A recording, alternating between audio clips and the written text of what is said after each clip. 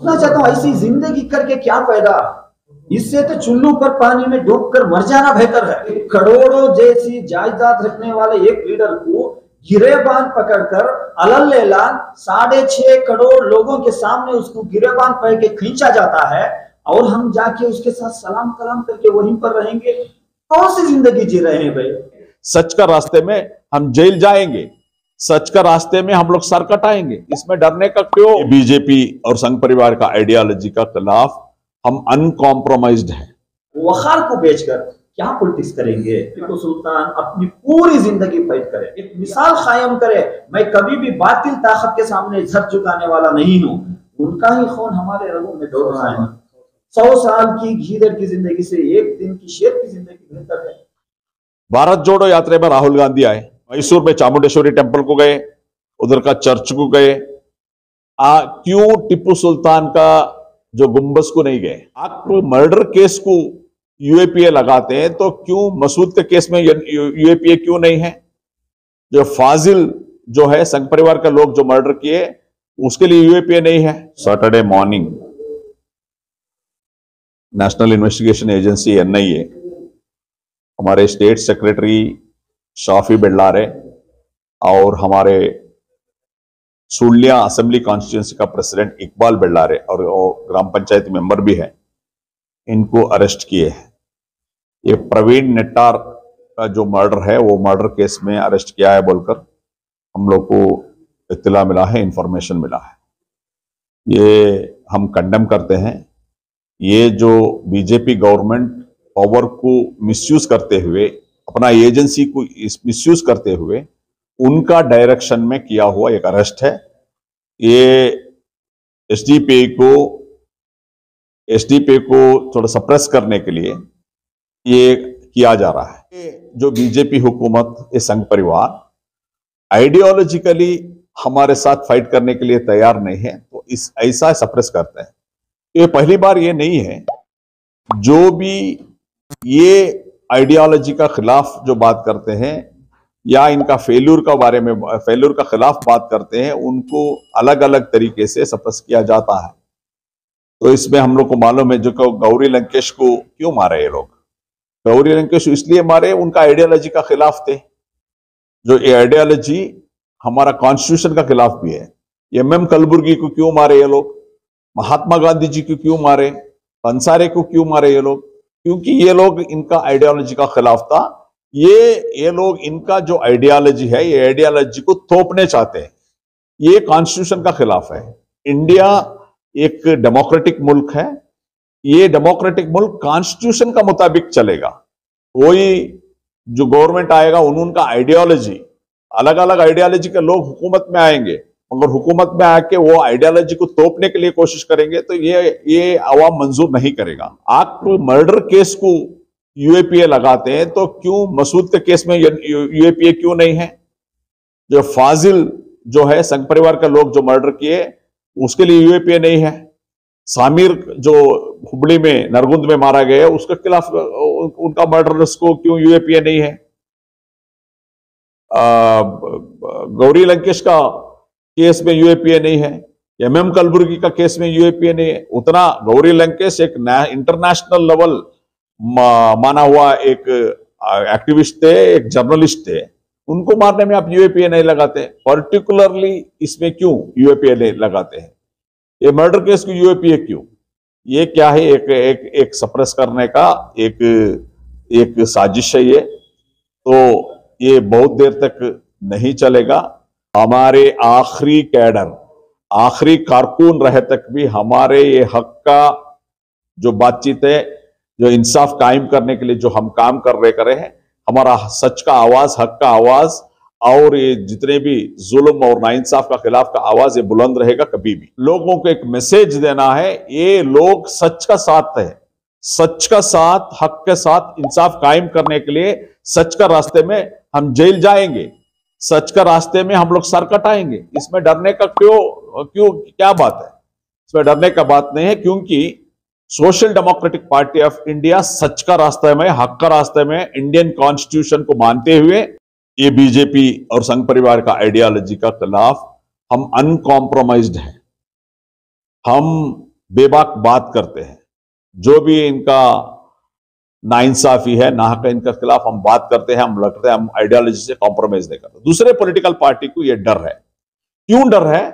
ये लोग इनका जब भी इनका हुकूमत है, ये लूट कर रखे हैं, करप्शन किए हैं, इनका ईडी का डर है, इनकम टैक्स का डर है, ये सब, और प्रोपेगेंडा से ये लोग डरते हैं। भारत जोड़ो यात्रा में राहुल गांधी आए, राहुल गांधी गुंडलुपेट से आकर सारे जगह गए, मैसूर में चामुंडेश्वरी टेम्पल को गए, उधर का चर्च को गए। क्यों टिप्पू सुल्तान का जो गुंबज को नहीं गए? क्यों नहीं किया? ये डरते हैं बीजेपी से। बीजेपी का आईटी सेल का प्रोपेगेंडा से डरकर उधर नहीं गए। अगर वो गए तो वो प्रोपेगेंडा करेंगे। मैं पूछना चाहता हूं, आप टिप्पू सुल्तान का जो गुंबज को विजिट करने डरने वाले, क्या आप लोग ये मजलूम को, मुसलमानों का इश्यूज में मुसलमानों का साथ खड़े होंगे? ये सारे मुस्लिम कम्युनिटी सोचना चाहिए, फिक्र करना चाहिए, क्या है इनका आइडियोलॉजी। यानी बीजेपी का आईटी सेल को, बीजेपी का प्रोपेगेंडा को डर के ये लोग सच बताने के लिए डरते हैं। ये फैसिस्ट फिस्ताई ताकतों के आइडियोलॉजी के खिलाफ जो कॉन्स्टिट्यूशनल लड़ाई लड़ रहे हैं, तो हमारे अब तक की लड़ाई सिर्फ हुकूमत के जो आवाम खिलाफ पॉलिसी के खिलाफ हम लड़ रहे थे। लेकिन आज हम ना ऐसा दौर आ गया, कर्नाटक में हम डबल इंजन गवर्नमेंट बोलते हैं, कर्नाटक में बीजेपी हुकूमत है बोल के सबको दिख रहा है, लेकिन ये असल में बीजेपी हुकूमत नहीं है। ये बीजेपी हुकूमत को लाने में कांग्रेस के 14 एमएलए का हाथ है, जेडीएस के 4 एमएलए का हाथ है। तो यहाँ पर बीजेपी हुकूमत कहां हुई? ये अलायंस हुकूमत है, यानी इनका झंडा अलग है, एजेंडा पूरा एक है। ये मिल बांट के खा रहे हैं, तो ये अवाम के फेवर में कभी भी खड़ने वाले नहीं हैं। इलेक्शंस में वोट मांगने के लिए आएंगे। तो हमारा मानना यह है, अभी ये जो एजेंसीज और यूएपीए जैसे काले कानून को मिसयूज कर एसडीपी के कारकुनों के ऊपर जो इंपोज कर रही है, याद रखो कांग्रेस और बीजेपी के लीडर तुम्हारे ऊपर भी ये कल परसों आने वाले हैं। तब तुम्हारे फेवर में आवाज उठाने बीजेपी वाले तो नहीं रहेंगे।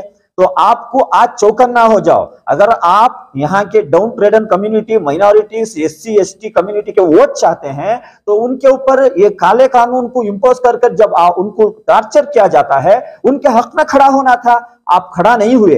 हम आज ये प्रेस कॉन्फ्रेंस के जरिए से एक ताल दे रहे हैं सभी सेक्युलर पार्टीज को, वो सो कॉल्ड सेक्युलर पार्टी क्यों ना हो, social democratic party of India एक नई मुहिम को आज हम छेड़ रहे हैं। वो मुहिम का एक तरीका यह है, हम प्रेसिडेंट ऑफ इंडिया को लेटर करेंगे, क्योंकि यूएपीए जैसे काले कानून में अब तक का अगर हिस्ट्री देखा जाए, जो जितने भी केसेस दर्ज हुए, सिर्फ 27% लोगों को कन्विक्ट हुआ है। बकिया लोगों को 10 साल 15 साल उनकी जिंदगी के अनमोल ईयर्स को खत्म करके उनको रिहा किया जाता है। तो उनके 10-15 साल को कौन रिस्पॉन्सिबल है? तो आप सभी लोग ये मुहिम में हमारा हाथ जोड़ो, हम सब मिलकर ऐसे काले कानून के खिलाफ हमें लड़ना है। जब तक रहेंगे इज्जत से जिएंगे, यहाँ के अवाम खिलाफ पॉलिसी के खिलाफ हमें लड़ना है। तो ये छोटे मोटे एजेंसी को डर के बैठेंगे तो हमें कोई आइंदा रास्ता नहीं निकलेगा। इस मुल्क की आजादी के लिए जो स्ट्रगल चला है, उसका एक हिस्सा भी अगर हम आज नहीं दिखाएंगे, यहाँ की डेमोक्रेसी नहीं बचेगी, जमहूरियत नहीं बचेगी। तो social democratic party of India ये मुहिम को सभी लोगों को हम आगाह कर रहे हैं आपके मीडिया के जरिए से। ऐसे जब इंसिडेंट होते हैं, मुस्लिम के कायदीन बोलने के लीडर्स क्यों इसके बारे में आवाज नहीं उठाते हैं? क्या आप ये जिंदगी ये दुनिया में परमानेंट जीना है बोल के आप सोचे हैं क्या? हम जमीर अहमद को हम सलाम करते हैं। जब हुबली का इंसिडेंट हुआ, एक कुछ रमजान का दौर था, कुछ हेल्प करने के लिए सामने आए, लेकिन उनकी गले की पट्टी पकड़कर कांग्रेस के प्रेसिडेंट रोक लिए। खैर उतना तो हिम्मत किए वो, इसकी तो हम दाग देना है। ऐसा अगर हम बिला झिझक हमारे लीडर्स बात करेंगे तो ये इंसिडेंट रुकेंगे। आज अगर हम ये पूरा देखकर हाथ पे हाथ धरे बैठे रहेंगे, कल बहुत बुरे हालात आने वाले हैं। आज सिर्फ मुसलमानों की बात नहीं है, कल आपके घर को भी घुसने वाले हैं। आप कितनी भी बड़े पोजीशन में रह जाओ, एहसान जाफरी को नहीं छोड़ा ये सिस्टम। एहसान जाफरी को जिंदा जलाने वालों को सजा नहीं हुई, आपको क्या खाक छोड़ेंगे? अभी मौका है, आ जाओ फेरिस्ट में, आ जाओ फील्ड में। 40, 50, 60 साल की जिंदगी है, यहाँ परमानेंट जीना नहीं है। सिर्फ इलेक्शन में जाके वोट की पॉलिटिक्स करना छोड़ो। अगर आप कौम के लिए, यहाँ के जुल्म के खिलाफ आप बात करेंगे, जरूर आपको वोट मिलेंगे। वोट के लिए पॉलिटिक्स करना छोड़ दो। Social democratic party of India कभी वोट पॉलिटिक्स के लिए नहीं है। हम आवाम के लिए, इस मुल्क के लिए, यहाँ के मजलूमों के लिए हम हर हमेशा आवाज उठाते आए हैं। हम ये आवाज को जारी रखेंगे। मैं पूछना चाहता हूँ, ऐसी जिंदगी करके क्या फायदा? इससे तो चुल्लू पर पानी में डूबकर मर जाना बेहतर है।